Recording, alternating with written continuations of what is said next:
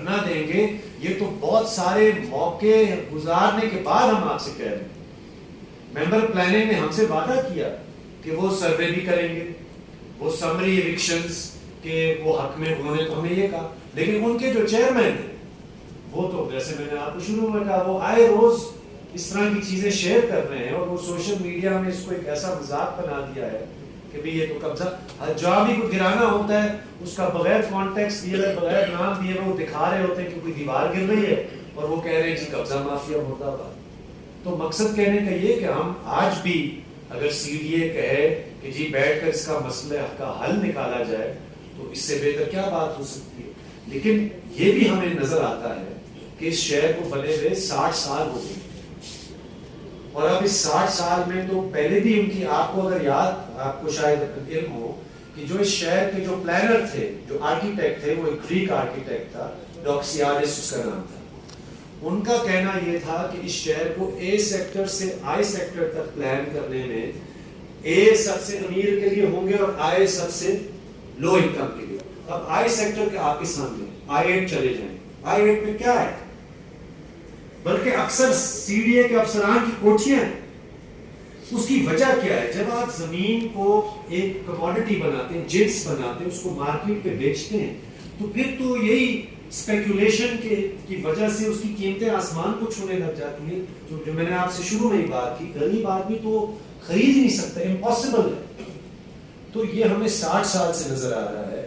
ہم نے بہت سارے موقع پر کوشش کی ہے, سی ڈی ایس سے بھی سپریم کورٹ کے پاس بھی جاتے رہے, ہائی کورٹ پہ بھی جاتے رہے, ہمارے حق میں فیصلے بھی ہوئے, لیکن ان فیصلوں پر بے دردی سے اس کی توہین روز ہوتی ہے, اور پھر اس کا جواز بنایا جاتا ہے کہ یہ تو جی کچی آبادی میں شمار ہی نہیں. وہی والی بات جو ابھی ہمارے جنرل سیکرٹری نے کہا, اپنی مرضی سے گنتی, اپنی مرضی کے کیٹیگریز, اپنی مرضی سے قانون اور غیر قانونی. اس ملک کا تو سابقہ وزیر اعظم بنی گالہ میں بھی اس کی پراپرٹی کے لیے بھی یہی ہوا تھا. آپ کو یاد ہوگا, یہ بھی خبر تھی ایک زمانے میں کہ G C D A basically Supreme Court نے کہا کہ اتنا چلان بھر لو تو یہ قانونی ہو جائے گا.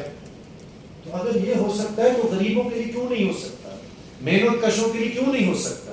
اس ملک کی اکثریت ہے جو کہ ابھی بھی دوستوں نے بتایا کہ ویسے بھی بھوک اور ننگ سے وہ افراط زر 3 سالوں سے بڑھتی چلی جا رہی ہے, بے روزگاری آسمان کو چھو رہی ہے, سیلاب آ رہے ہیں گھڑا گھر, یہ غریب آدمی ہی بھگتتا ہے. اور ہم ہر ایسے حکمران سے بات کر کے اس کی منصوبہ بندی کی بات کرنے کے لیے تیار ہیں, لیکن اگر وہ بلڈوزر آئے گا تو بلڈوزر ان کا ہوگا, ہم اس کے سامنے.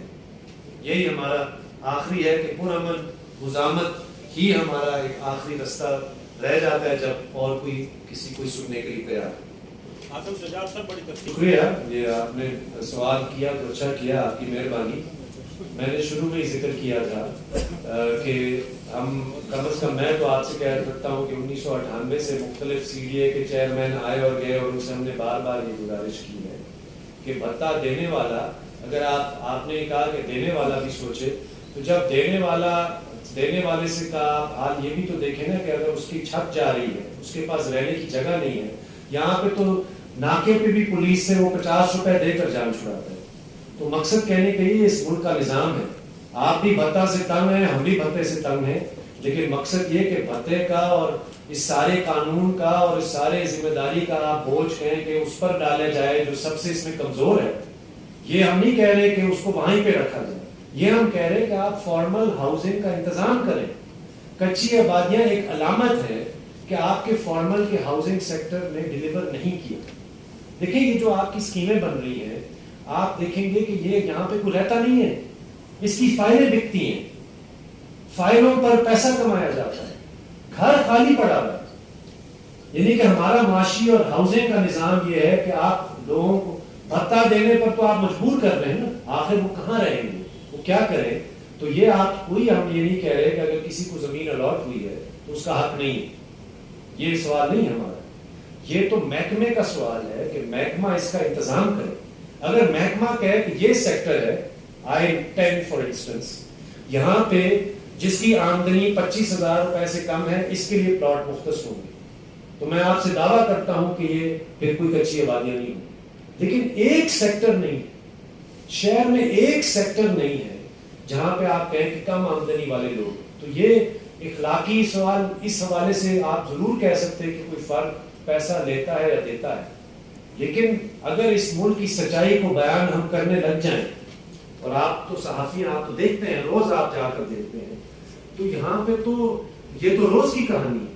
تو میرا مقصد یہ کہ اس کا بوجھ برائے کرم سب سے کمزور اور لاچار پہ نہ ڈالے. اس کا سوال تو اس سے پوچھا جائے کہ جو منصوبہ بندی کا ذمہ دار ہے. اور جہاں تک بات ہے کہ 60 سال پہلے وہ زمین ایکوائر ہوئی، یہ آج ہم نے بات نہیں کی، لیکن اگر آپ جبہ تیلی کے لوگوں سے پوچھیں تو ایسا بھی ہمارے پاس ثبوت ہے کہ لوگوں کو تو پتہ نہیں ہے کہ وہ کیا سائن کر رہے تھے. لوگوں سے تو 100 کنال کی زمینیں 60 روپے کی لی گئی. اب ان کو وہ ان پڑھ ہونے کے یا ناخواندہ ہونے کا فائدہ اٹھایا گیا، انہوں نے اس پہ سوچا نہیں کہ بعد میں کیا ہوگا، کیونکہ اس وقت زمین کا قبضہ نہیں لیا گیا، انہوں نے پھر آگے دے دی. یہ تو خسرہ، گرداوری، پٹوار خانہ، یہ سارا ایک ملک کا ایک نظام ریاست چلاتی ہے، ریاست کی ذمہ داری ہے.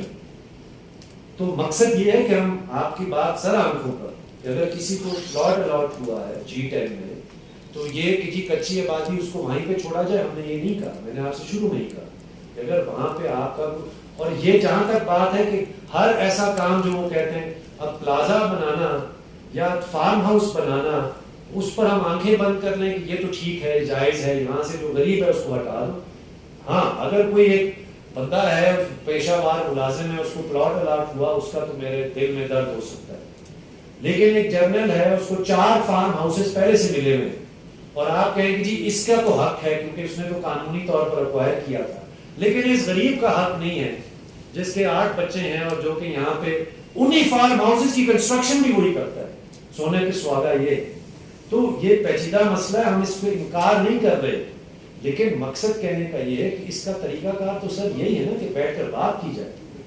اگر بلڈوزر آئے گا تو بات کی تو کوئی رستے کی تو گنجائش نہیں. آپ چھوڑتے نا، آپ تو ان کو، ہمیں پتہ ہے 2015 میں I-11 گرایا گیا تو ہم دہشت گردی کے پرچے ہمارے اوپر کیے گئے. کس بات پہ؟ کہ ہم یہ بات کر رہے ہیں جو آپ کے سامنے ہے، یہ ایک سنجیدہ بات ہے. لوگ دیہات چھوڑ کر شہر آ رہے ہیں، شہر میں منصوبہ بندی نہیں ہے. کراچی شہر میں 60% آبادی کچی آبادیوں میں مقیم ہے. اب ہم کہیں گے کہ لوگوں کا قصور ہے.